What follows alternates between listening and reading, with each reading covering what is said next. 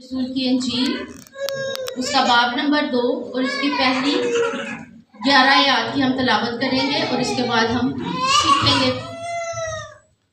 कलाम मुक़द्दस में यूं लिखा है, जब यसू हेरोदीस बादशाह के ज़माना में यहूदिया के बैतलहम में पैदा हुआ तो देखो कई मजूसी पूरब से यरूशलेम में ये कहते हुए आए कि यहूदियों का बादशाह जो पैदा हुआ है वो कहाँ है, क्योंकि पूरब में उसका सितारा देखकर हम उसे सजदा करने आए। ये सुनकर हेरोदीस बादशाह और उसके साथ यरूशलेम के सब लोग घबरा गए और उसने कौम के सब सरदार काहिनों और फकीरों को जमा करके उनसे पूछा कि मसीह की पैदाइश कहाँ होनी चाहिए। उन्होंने उससे कहा, यहूदिया के बैतलहम में, क्योंकि नबी की मार्फत यूं लिखा गया है कि ए बैतलहम यहूदा के इलाके, तू यहूदा के हाकिमों में हरगिज सबसे छोटा नहीं, क्योंकि तुझ में से एक सरदार निकलेगा जो मेरी उम्मत इस्राएल की गलाबानी करेगा। इस पर हेरोदीस ने मजूसियों को चुपके से बुलाकर उनसे तहकीक की कि वो सितारा किस वक्त दिखाई दिया था, और ये कहकर उन्हें बैतलहम को भेजा कि जाकर उस बच्चे की बाबत ठीक ठीक दरियाफ्त करो और जब वो मिले तो मुझे खबर दो ताकि मैं भी आकर उसे सजदा करूं। वो बादशाह की बात सुनकर रवाना हुए और देखो जो सितारा उन्होंने पूरब में देखा था वो उनके आगे आगे चला, यहाँ तक कि उस जगह के ऊपर जाकर ठहर गया जहाँ वो बच्चा था। वो सितारे को देखकर नहायत खुश हुए और उस घर में पहुंचकर बच्चे को उसकी माँ मरियम के पास देखा और उसके आगे गिरकर सिजदा किया और अपने डब्बे खोलकर सोना और लुबान और मुर उसको नजर किया। आमीन। खुदा के पाक नाम का पढ़ा और सुना जाना हम सबके लिए बाइस बरकत हो। खुदा का शुक्र। तशरीफ रखे, बहुत शुक्रिया।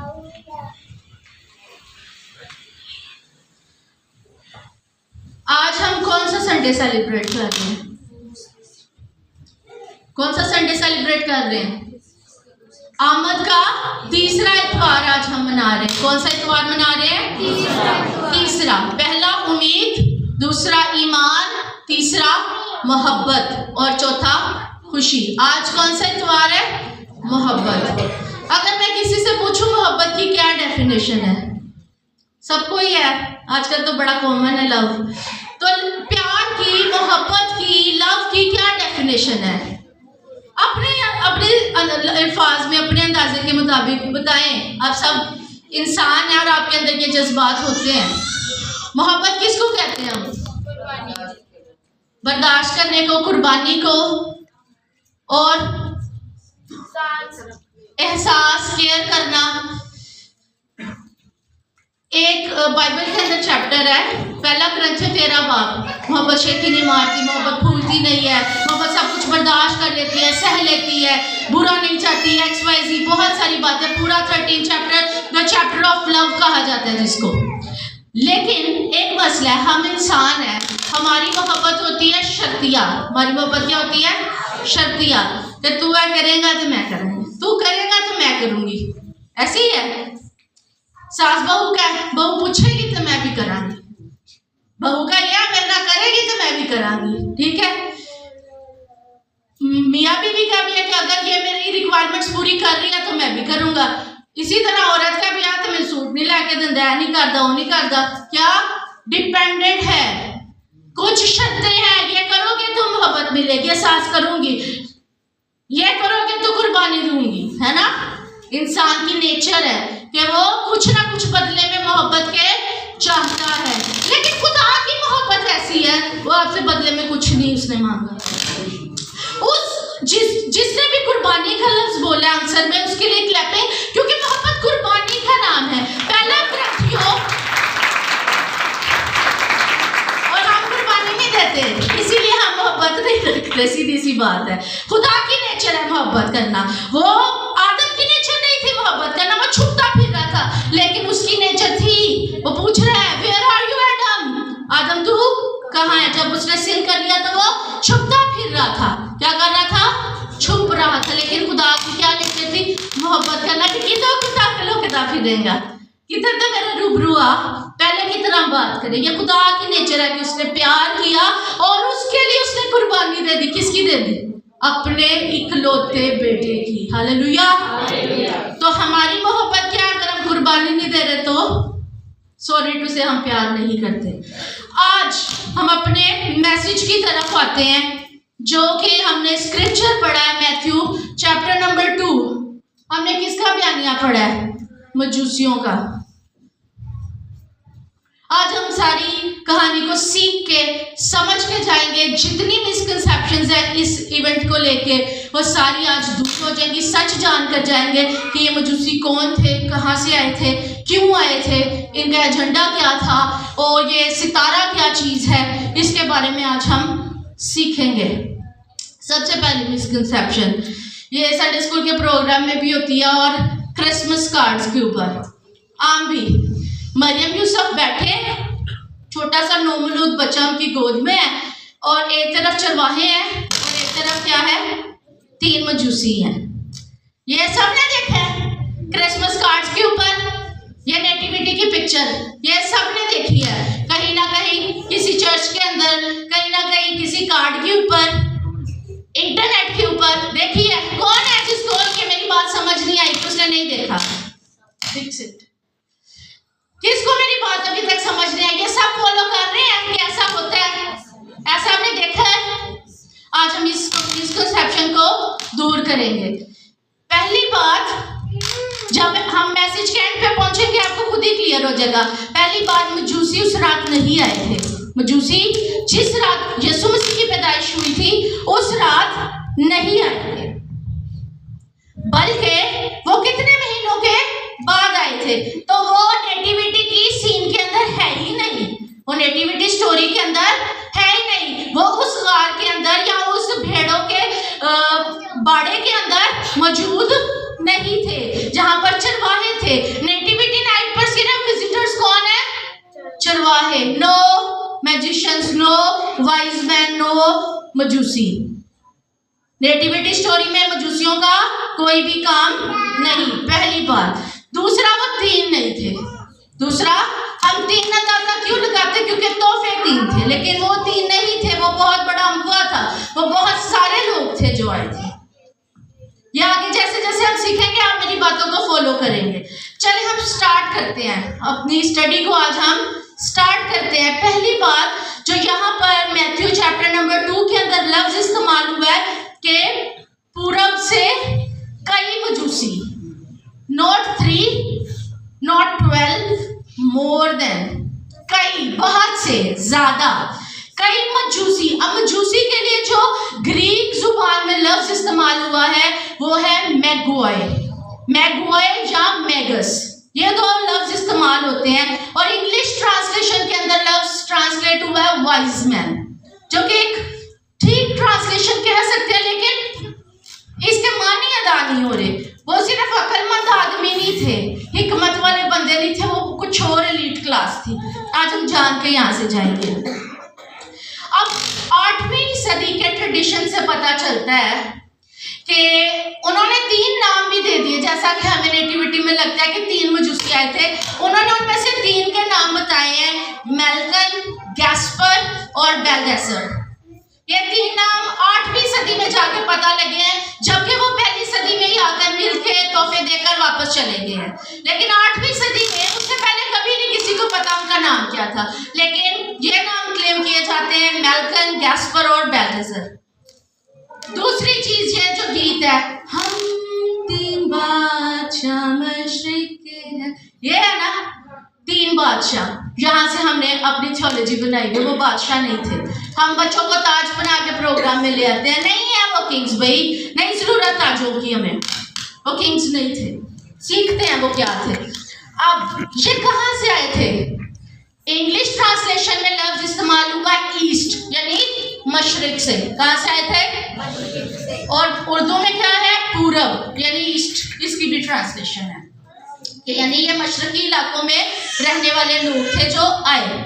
अब थोड़ा सा और डीप जाते हैं, सीखने के लिए तैयार है? किसी को नींद तो नहीं आ रही? मेरी बात समझ आ रही है?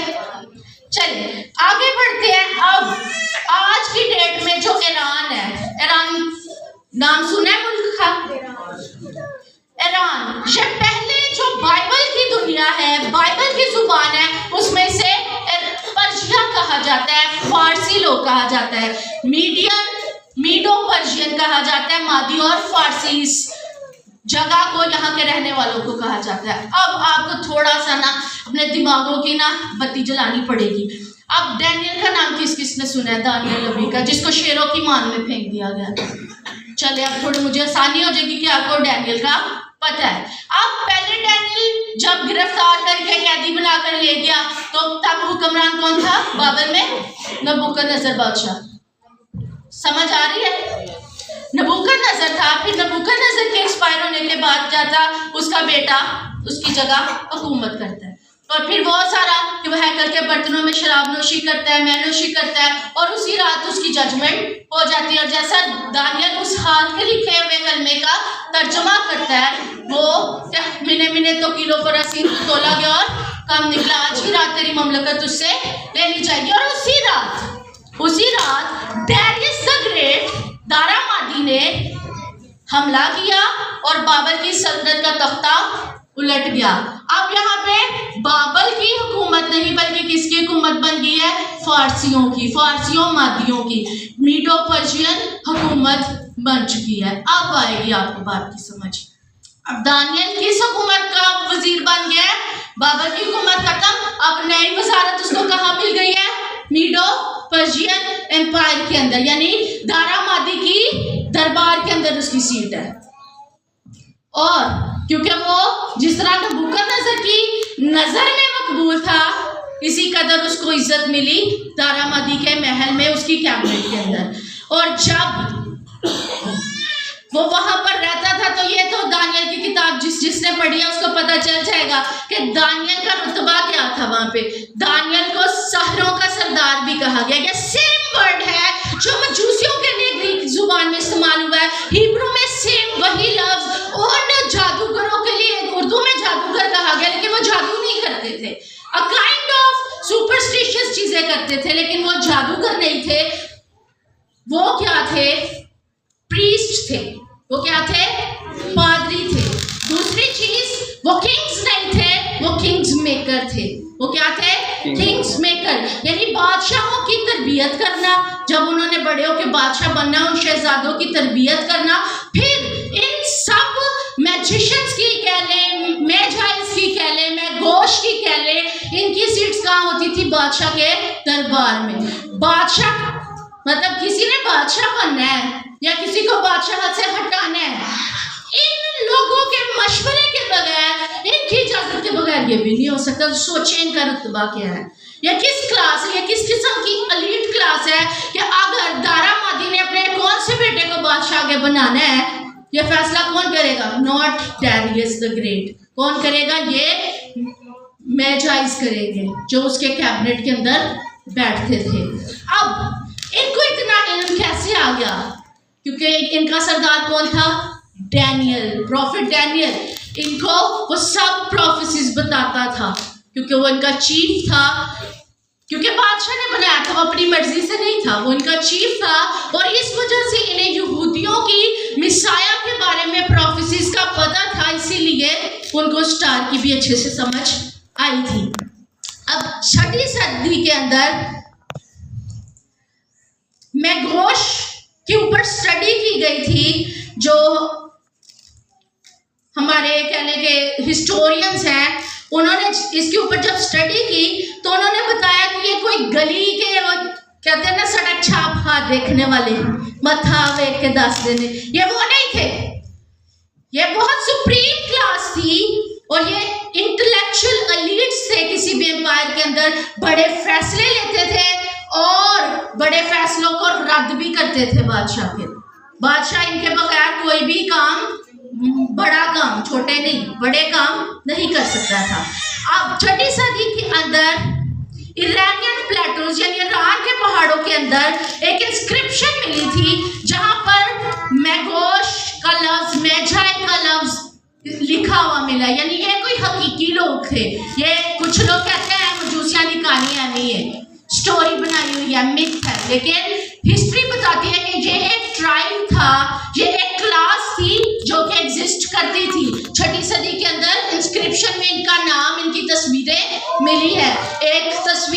इंटरनेट पर अक्सर देखने को मिलेगी। आगे डैरियस ग्रेट खड़ा है, यानी दारा बादशाह की तस्वीर है, उसके पीछे उसके वजीर, और तीसरे नंबर पर मेजाई की तस्वीर है। किसकी तस्वीर है? मेजाई, यानी यही मजूसी जो यीशु मसीह से मुलाकात करने के लिए आए हैं। तो उसके सर पर कोई भी ताज नहीं था, बादशाह के सर पर ताज है, उसके वजीर के भी कुछ है पास, लेकिन उसके ऊपर एक पगड़ी उसने बांधी है। मेजाई ने क्या है? एक पगड़ी पहनी हुई है। अब थोड़ा और आगे सीखते हैं। बुद्धिस्टिक लिफ्ट्स के अंदर मेजाई नाम लिखा हुआ मिला है, और बातें भी लिखी हैं, लेकिन मेजाई का भी लफ्ज वहां पर मिला है, यानी ये हकीकी लोग थे, इसीलिए इनके नाम, निशानियां और तस्वीरें आज भी हिस्ट्री से खोद खोद के हम निकाल सकते हैं। तो खुदा का कलाम क्या है? जिंदा। जो इसमें लिखा है वो सब कुछ क्या है? दुरुस्त है, ये मिथ नहीं है। आज हम इसको क्लियर करेंगे। अब एक हिस्टोरियन है, उसका नाम है हेरोडोटस। क्या है उसका नाम? हेरोडोटस। उसको फादर ऑफ हिस्ट्री कहा जाता है। उसने 5वीं सदी के अंदर क्या किया? वो पर्जिया गया है इस रहस्य को, इस भेद को जानने के लिए कि क्या ये सारी बातें दुरुस्त हैं, सच है, या ये मिथ है। तो फादर ऑफ हिस्ट्री ने क्या कहा कि ये सब कुछ क्या है? दुरुस्त है। और उसने मैगोश के ऊपर, मेजाई के ऊपर एक पूरा रिसर्च करके कलम बंद कर दिया अपनी किताब के अंदर। हालेलुया। आगे हम बढ़ते हैं इसके अंदर। अब ये सारे आसमान के अंदर होने वाली हरकतों सुकनात को बहुत अच्छे से समझते थे कि ये प्लैनेट है, ये स्टार्स हैं, ये गैलेक्सीज हैं, ये सोलर सिस्टम है। हम अभी जाके साइंस में सीख रहे हैं, है ना? लेकिन वो इतने साल पहले ही इन सारी चीज़ों को जानते थे। तो अभी तक हमें क्या पता चला? वो एलीट क्लास थे, बादशाह के दरबारी थे। इसके अलावा क्या थे? एस्ट्रोलॉजर थे। क्या थे? एस्ट्रोलॉजर, जो सितारों का इल्म रखते थे और सिर्फ देख नहीं सकते थे कि जैसे टेलीस्कोप से तो हम भी देख लेंगे अगर हमें टेलीस्कोप मिल जाए, लेकिन वो इनकी मूवमेंट्स को कैलकुलेट करना जानते थे। इनकी मूवमेंट्स को देख के बता सकते थे कि अब क्या इवेंट दुनिया में होने वाला है।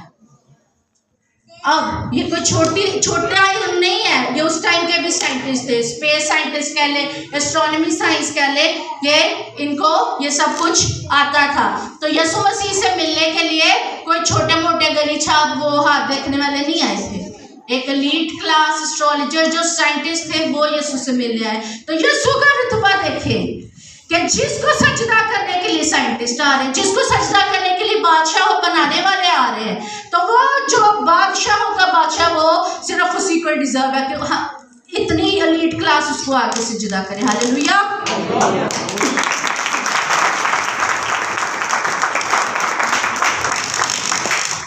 अब ये जो ईरान से आए हुए मजूसी थे, पर्शिया से आए हुए मजूसी थे, ये कौन से मजहब को फॉलो करते थे? ये ज़ोरास्ट्रियनिज्म को फॉलो करते थे, जिसके प्रॉफिट का नाम है ओहोरा मजहब।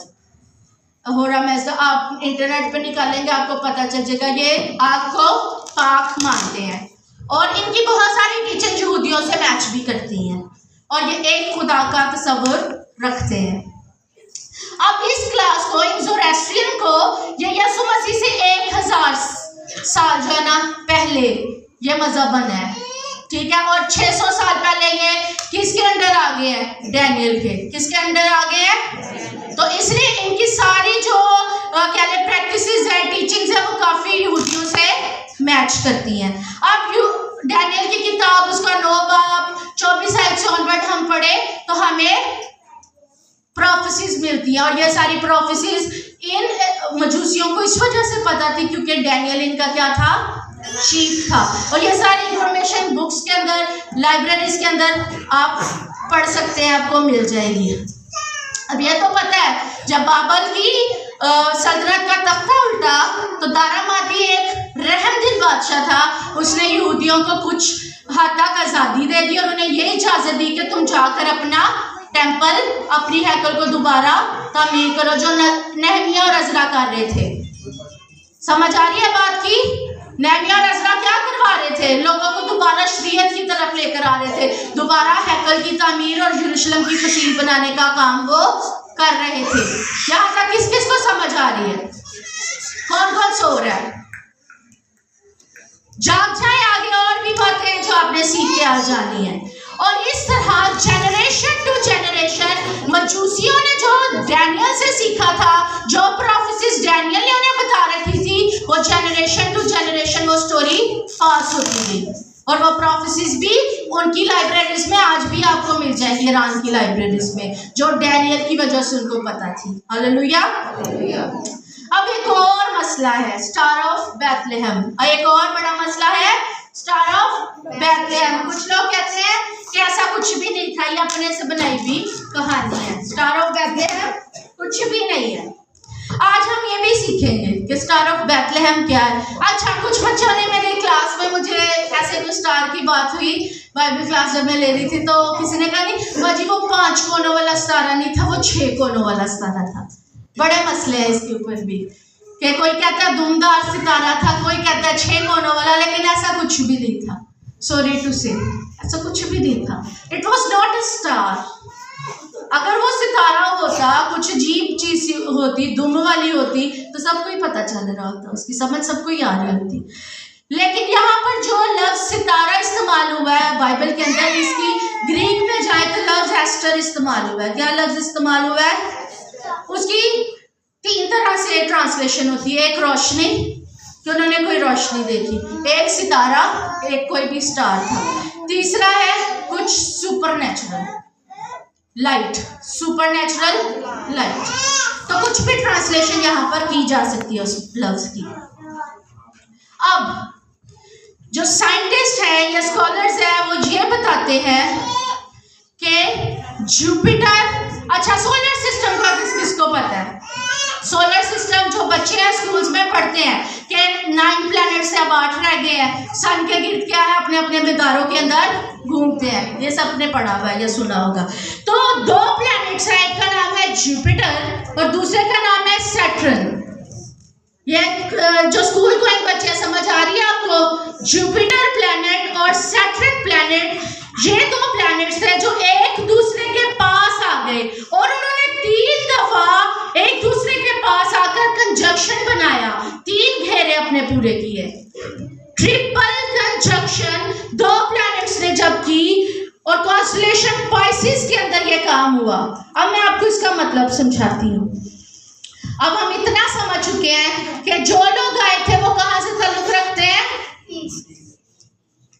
कहां से रखते हैं? ईरान से, पर्शिया से। मशरिक का सबको पता है, मशरिक नहीं कहना, जगह का नाम लेना है। पर्शिया से आए थे, फारसी लोग थे और साथ कुछ बाबली भी थे, क्योंकि वो उन्हीं की सल्तनत को चला रहे थे आगे। अब जो बाबली लोग थे वो क्या मानते थे? जुपिटर को खुदा मानते थे, गॉड प्लैनेट कहते थे, किंग प्लैनेट कहते थे। क्या कहते थे? गॉड प्लैनेट या किंग प्लैनेट। और जो सैटर्न है उसको वो स्टार ऑफ रॉयल्टी कहते थे, यानी शहंशाह, बादशाहों का सितारा या उनका प्लैनेट है। अब इसके लिए जो लफ्ज इस्तेमाल हुए हैं वो है मरदूक। जुपिटर को मरदूक कहा जाता था एंशिएंट बेबीलोन में। क्या कहा जाता था?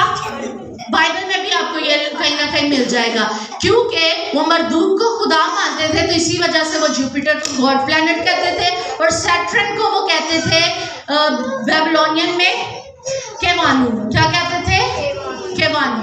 अब क्या है, मरदूक और केवानु को जब उन्होंने आपस में 3 दफा चक्कर लगाते, ट्रिपल कंजक्शन बनाते देखा, तो वो समझ गए कि कौन है? गॉड है, किंग है। तो वो कौन है? गॉड ऑफ गॉड्स कौन है? मेरा यीशु। किंग ऑफ किंग्स कौन है? मेरा यीशु। इसके बाद ये रॉयल्टी का, जस्टिस का और डिविनिटी का क्या था? साइन था। और इसके बाद थी कॉन्स्टेलेशन पाइसेस। पाइसेस मेरा भी है ज़ोडिएक साइन। तो मोसेस द ग्रेट का भी स्टार क्या था? ज़ोडिएक साइन क्या था? पाइसेस। तो पाइसेस को वेस्ट इसराइल या फिर जूस का सितारा माना जाता था। किसका सितारा माना जाता था? जूस का, यानी यहूदियों का या वेस्ट इसराइल का। तो यह बात अब समझने के लिए ज्यादा हमें जहन लड़ाने की जरूरत नहीं है। खुदा का सितारा, बादशाह का सितारा किसके अंदर चमक रहा है? किसके अंदर घेरियां लगा रहा है, चकरियां लगा रहा है? यहूदियों के सितारे में। तो उनको समझ आ गई थी, क्योंकि वो उनकी मूवमेंट्स को कैलकुलेट कर सकते थे, वो उनकी मूवमेंट्स को समझ सकते थे। इस वजह से उनको समझ आ गई थी कि खुदा खुद उतर आया है, बादशाहों का बादशाह बनकर कहां पर उतरा है? यहूदियों के मुल्क में। हालेलुया। तो ना वो छेद कोनों वाला था, ना वो दुम वाला था, वो एक प्लैनेटरी कंजक्शन थी। क्योंकि खुदा जिस जुबान को आप समझते हैं उस जुबान में कलाम करता है। वो सितारों को समझते थे, खुदा ने उसका साइन उनको दिया। चरवाहे जो साइन समझ सकते थे, फरिश्ते की बात को समझ सकते थे, उनकी लैंग्वेज में समझ सकते थे, उनको उस तरह पैगाम दिया। हालेलुया। तो ये मत सोचे कि हम पढ़े लिखे हैं या नहीं पढ़े लिखे। जो लेवल आपका है, जो जुबान आप समझते हैं, खुदा उसमें कलाम करने की कुदरत रखता और करता है। हालेलुया। अब गिनती 24 बाब और उसकी 17 में लिखा है कि याकूब में से एक सितारा निकलेगा। ये उसकी प्रोफेसी है जो बैतलहम के सितारे में पूरी हो गई। अब ये मैं बता चुकी हूँ कि ये एक प्लैनेटरी कंजक्शन थी, जैसा कि मैथ्यू ने अपनी गॉस्पेल के अंदर रिकॉर्ड किया है। यहाँ पर हम अगर गौर करें दोबारा स्क्रिप्चर में जाकर,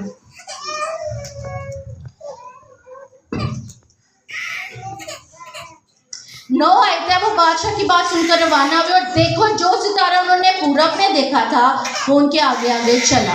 देखो वो सितारा उन्हें जो पूरब में नजर आया था उन्हें दोबारा दिखाई दिया और वो उनके आगे आगे चला। यहाँ पर फिर साइंस फेल हो जाती है या हम फेल हो जाते हैं, क्योंकि हमारी सोच, हमारी अकल बहुत छोटी और महदूद है। अब साइंस बताती है कोई प्लैनेट इस तरह से चलकर नहीं अगुवाई कर सकता, कोई भी स्टार इस तरह से आगे आगे चलकर नहीं अगुवाई करता। अगर वो प्लैनेट्स को फॉलो करते तो प्लैनेट्स को फॉलो करते तो चक्करियाँ ही मारते रहते, है ना, क्योंकि प्लैनेट्स मैदान के अंदर घूमते हैं, अपने ऑर्बिट के अंदर घूमते हैं। सितारा है वो टूट के गिर जाता है, लाइट है खत्म हो जाती है, तो वो चल कैसे रहा है? इसकी 2 एक्सप्लेनेशन है। एक कि खुदा उस इवेंट को एक्स्ट्राऑर्डिनरी बनाने की कुदरत रखता था, उस प्लैनेट को भी, उस सितारे को भी वो एक्स्ट्राऑर्डिनरी बनाने की कुदरत रखता है। लेकिन इससे भी जोर आवर जो है एक एक्सप्लेनेशन है कि वो कुछ और नहीं थी, वो खुदा की शकीना ग्लोरी थी जो उनकी अगुवाई करते करते उन्हें बैतलहम तक ले गई। जैसे वो मिस्र से लेकर कनान तक बनी इस्राएल कौम के आगे आगे चली। हालेलुया। तो दोनों बातें ही हो सकती हैं, क्योंकि वो सब कुछ करने में कादिर है। और वो स्टार उन्हें कहां पर ले गया? बैतलहम में। अब अभी तक की बातें किस किस को समझ आई है? मुझे हाथ नहीं नजर आए।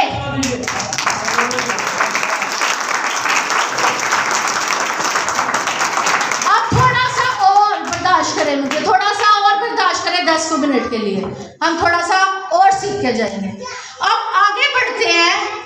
जब वो पर्शिया से, बेबीलोन से निकले तो बेबीलोन से लेके यरूशलेम तक का सफर 1300 मील था। कितना था? 1300 मील। लेकिन क्योंकि वहां पहाड़ थे, उन्होंने पहाड़ी सफर का रास्ता नहीं चुना, उन्होंने चुना था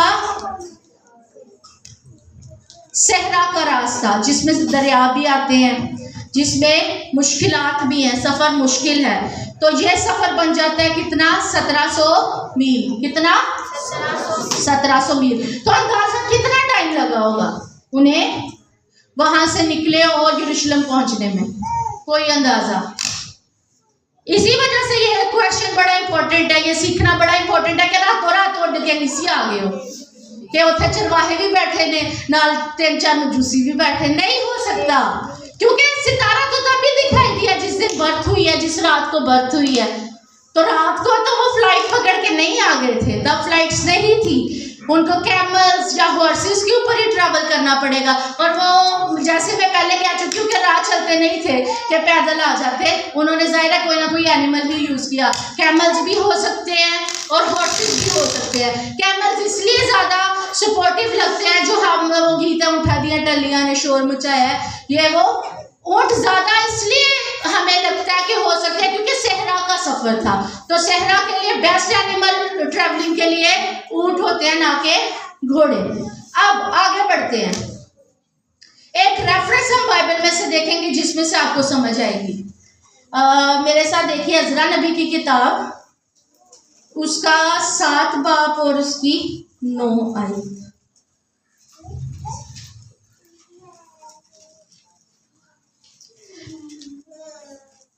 अच्छा, अब जैसे कि मैंने अपने मैसेज में पहले भी आप लोगों को बताया है कि दारामादी ने इनको रिलैक्स कर दिया कि जाओ अपनी हैकल बनाओ और अपनी फसीले बनाओ, अपनी शरीयत को फॉलो करो, मैं तुम्हें किसी चीज़ का भी पाबंद नहीं कर रहा यहाँ पे कि तुमने यहाँ रहना है। उनको आज़ाद एक तरह से किया गया। तो वो कहाँ से चले होंगे यहूदी कौम? बाबल से चल के वो यरूशलेम आए ताकि हैकल बना सके। इस बात तक सबको समझ आ रही है? तो अब ये जो हम रेफरेंस पढ़ने को है, इससे आपको पता चलेगा बाबल से लेके यरूशलेम तक पहुंचने में कितना टाइम लगता है। क्योंकि पहले महीने की पहली तारीख को तो वो बाबल से चला और 5वें महीने की पहली तारीख को यरूशलेम में आ पहुंचा, क्योंकि उसके खुदा की शफकत का हाथ उस पर था। हालेलुया, आमीन। अब क्या था, वो पहले महीने की पहली तारीख और 5वें की पहली को, यानी 4 महीने लगे। कितने महीने लगे? 4 महीने कम से कम। और ये वो ट्रैवलर है जो बगैर थके आ रहा है, जो बीच में रेस्ट नहीं कर रहा। ये इतना उतावला जो है ना ट्रैवलर है जिसकी बात हम करें, तो कम से कम कितना टाइम लगेगा? 4 माह, क्योंकि उसने बहुत फास्ट ट्रैवल किया। और स्कॉलर्स कहते हैं 3 से 12 माह का सफर था। कितना? 3 माह से लेके 12 माह का टाइम था जिसमें मजूसी पर्या बेबीलोन से क्या है इधर यरूशलेम में पहुंच सकते। तो तब तक यीशु मसीह क्या थे? न्यू बॉर्न थे, चरनी में बैठे हुए थे, लेटे हुए थे नहीं, बल्कि यहाँ पर मैथ्यू को कहते हैं कि घर में। क्या लिखा है लफ्ज? घर में। और उस घर में पहुंचकर बच्चे को उसकी मां मरियम के पास देखा। किस में पहुंच के? चरनी में पहुंच के नहीं, घर में। क्योंकि अब तक वो अपना वहां पे एक सेटअप कर चुके थे, वो वहां पर रहने एक घर के अंदर रहते। अब उन्होंने चरनी में तो नहीं डेरे लगाए हुए थे, अब वो कहां पर थे? एक घर में। और कितना टाइम हो सकता है? 4 माह भी हो सकता है, 5 माह भी हो सकता है, 11 माह भी हो सकता है, 12 माह भी हो सकता है, इससे ज्यादा भी हो सकता है, क्योंकि वो लीड क्लास थे। और बस सिर्फ 12 लोग, कुछ स्कॉलर्स कहते हैं कि 12 मजूसी थे, लेकिन वो 12 से ज्यादा भी है, क्योंकि उनके साथ उनकी बांदियां, नौकर चाकर, ये उनका फलाना ड्रेस है, ये उनका फलाना ड्रेस है। पहले वो ट्रैवलिंग ड्रेस में थे, जब उन्होंने हेरोदिस बादशाह से मिलना है उन्होंने वो वाले ड्रेस आउटफिट्स पहन लिए जो कि बादशाहों से मुलाकात के वक्त पहना जाता है।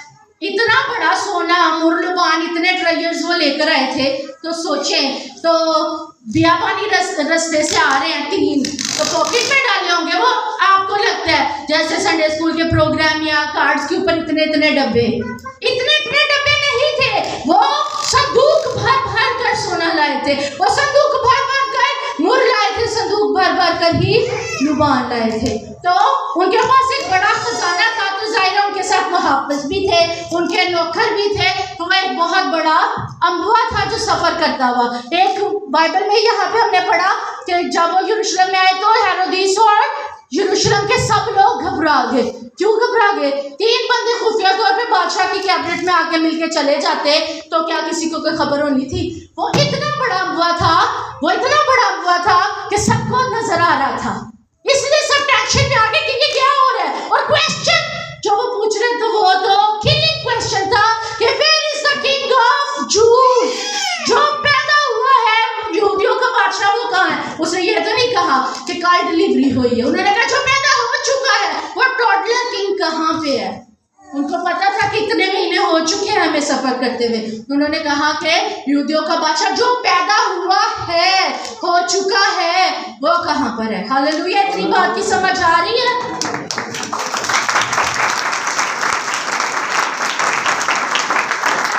तो भी ना हम 3 के, क्योंकि 3 तो वो नहीं थे, 12 हो सकते हैं, 12 से ज्यादा भी हो सकते हैं। अब क्या था? बाइबल ने क्या लफ्ज इस्तेमाल हुआ है? कई मजूसी। क्या इस्तेमाल किया है? कई मजूसी। तो कई का कुछ भी हम मतलब निकाल लेते हैं, मोर देन 12 और मे बी 80 हो, मे बी 60 हो, मे बी 50 हो, कुछ भी कह सकते हैं। अब वो तोहफे क्या क्या लेकर आए थे? बोले। जितों तक गल सोने दी है सारे खुश ने कि भारी चीज लेके अच्छी सी। बाकी लुबान और मूर को हम कंसिडर इतना इम्पोर्टेंस नहीं देते, लेकिन चले आज आपकी आंखें खोल देती हूँ। एक तराजू में आप गोल्ड रखें और उसी दूसरे तराजू में आप लुबान को तोड़ लें, तो वो सोने के भाव बिकने वाली चीज लेकर आए थे, छोटी चीज नहीं लेकर आए। फ्रैंकिंसेंस जो है, लुबान जो है, वो खुदा के लिए जलाया जाता था और भी मंदिरों के अंदर जो और माबूदों के मंदिर थे, हर कल्चर की अपनी एक वो थी, ट्रेडिशंस थे। हर माबूद के लिए लुबान जलाया जाता था और हैकल के अंदर खुदा के लिए लुबान जलाया जाता था, इसलिए उसका तौल किसके बराबर था? सोने के बराबर। तो ये भी कोई छोटा गिफ्ट नहीं था। और मोर इसलिए लेकर आए थे कि मोर जब कोई बादशाह बनाया जाता था उसको अनॉइंट करने के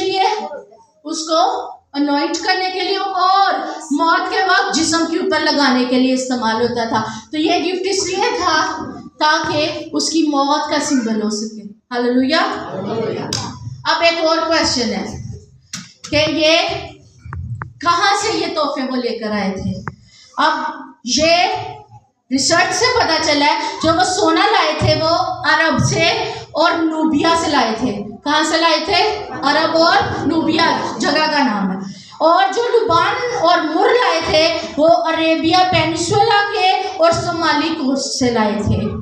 और ये route UNESCO world heritage site के ऊपर हमें मिलता है कि ये रूट के ऊपर किसने कब्जा कर लिया था? नेप्टियंस ने।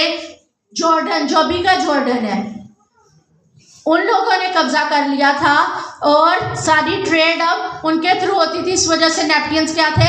बड़े अमीर हो गए थे। सोना, लुबान, वाह भी वाह, बहुत एक्सपेंसिव गिफ्ट्स थे। और इसके बाद वो मैं बता चुकी हूँ कि मूर बादशाहों को मसा करने के लिए और मुर्दे के ऊपर लगाने के लिए इस्तेमाल होता है। अब 4 माह बाद, 5 माह बाद, 12 माह बाद जब काफिला यरूशलेम पहुंचता है तो सारा यरूशलेम उनको देख के भी घबरा जाता है और उनके सवाल से तो उनकी जानें नहीं उनके जिस्मों में रहती।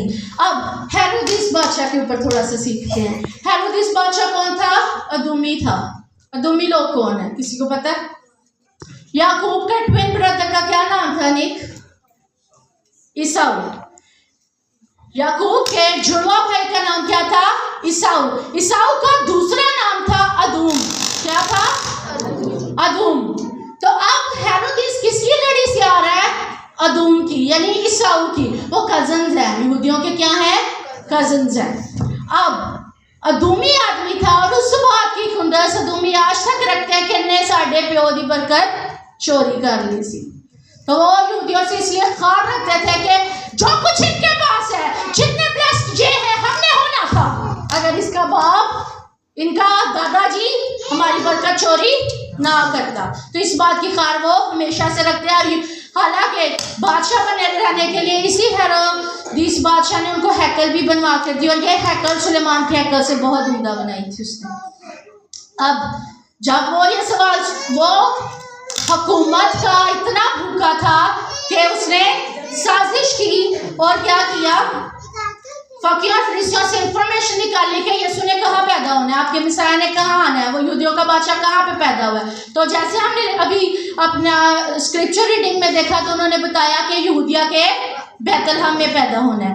अब क्या ये मैसेज फकीरों फरीसियों उस वक्त के स्कॉलर्स को नहीं मिला? मजूसियों के आने की वजह से उनको पता चल गया कि आपका मिसाया इस दुनिया में आ चुका है। वो मेजाइज, वो मजूसी 17 मील सफर करके आए हैं। कितने मील? 17 मील। और इस फरीसी ने जो भी ये बता रहा है कि यहूदिया के बैतलहम में पैदा होना चाहिए, क्या वो 6 मील सफर नहीं कर सकता? 2 घंटे की वॉक करके वो मसीह को मिलने नहीं जा सकता? सवाल है। वो इतनी दूर से 17 मील का सफर करके आए हैं, यहाँ पर बैठे यहूदी जिनका मैसेज मिल चुका है, क्या वो 6 मील का सफर करके अपने मसाया को मिलने नहीं जा सकते थे? यही और आज मेरा और आपका हाल है। सॉरी टू से, हमने इधर गली से आना है, हमें यूहन्नाबाद से आना है, लेकिन अफसोस हम नहीं आएंगे। मील भी नहीं बनना, एक मील भी नहीं बनना हमारा सफर, लेकिन हम अपने खुदा से, अपने मसाया से मिलने चर्च नहीं आएंगे। शर्म आनी चाहिए आगे से कह रहे नहीं आएंगे, कहे कि हम आएंगे, आएंगे। कुछ भी हो हम सफर करके चर्च में आएंगे।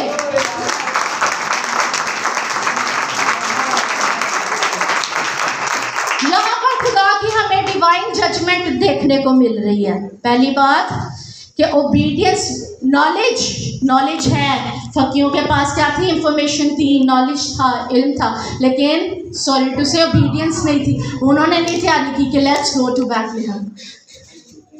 Knowledge without obedience, theology without worship, उन्होंने इबादत नहीं की, और रिलीजन विदाउट फेथ। इन सारी चीज़ों का क्या है? हमें ये फकी फरीसी क्या है? लिविंग एग्जाम्पल है। अब क्या कहता है? वो शकीना ग्लोरी उनको फिर नजर आती है और वो वापस कहाँ जाते हैं? बैतलहम में जाते हैं, सजदा करते हैं, सोना लुबान और मोर पेश करते हैं, बच्चे को मिलते हैं, उसके साथ खेलते हैं, टाइम स्पेंड करते हैं और वापस चले जाते हैं, क्योंकि फरिश्ता उन्हें हुक्म देता है। ये पहले ही ख्वाब था कि फरिश्ता मेजाइस को ख्वाब में मिलकर हुक्म देता है कि तुम लोग उस रास्ते से चले जाओ। वो किसी और मुश्किल रास्ते से जाने को तैयार थे क्योंकि फरिश्ता ने उन्हें कहा था। तो क्या फरिश्तों का जो बनाने वाला है, जब वो हमें कह रहा है कि कम टू मी, तो क्या हम आ रहे हैं? बहुत बड़ा क्वेश्चन है। और अगर तो समझ है तो समझ आ गई होगी कि मैं क्या कह रही हूँ, कि जब बादशाहों का बादशाह, शहंशाहों का शहंशाह, खुदावंदों का खुदावंद हमें बुला रहा है, तो रास्ता मुश्किल हो, चाहे पानी खड़ा हो, चाहे ओले बरस रहे हो, क्या हम आएंगे कि नहीं आएंगे? सवाल है, आएंगे कि नहीं आएंगे? और इसके बाद क्या होता है? हेरोदीस कुछ हफ्ते वेट करता है कि शायद ना भी पिकनिक मुक जाए, आ जाए वापस। जब वो समझ जाता है कि ये वापस नहीं आएंगे, तो क्या करता है? हुक्म जारी कर देता है कि 2 साल। वो बहुत अच्छी चालाकी की कैलकुलेशन खेलता है कि ज़्यादा से ज़्यादा भी 2 साल का ही होगा, तो वो उन बच्चों को मरवाने का हुक्म देता है। और रिसर्च और हिस्ट्री बताती है 20 से 40 लड़के, ये ना बड़ी इंटरप्रिटेशन की जाती है हज़ारों लड़के नहीं, 20 से 40 लड़के, क्योंकि बैतलहम एक छोटा सा गांव था, इससे ज़्यादा के लड़कों को उसने नहीं मरवाया। और अब क्या है ये कि उसके बाद यूसुफ को फरिश्ता क्या कहता है कि माँ और उसके बच्चे और उसकी माँ को लेकर मिस्र में चला जा। खुदा ने मिस्र को क्यों चुना? ताकि नबूवत पूरी हो सके, और मिस्र के अंदर यहूदी कम्युनिटीज़ रहती थी ताकि वो वहाँ पर रह सके। खुदावंद आपको इस कलाम को समझने की, इसको कबूल करने की और इसको समझने की तौफीक बख्शे।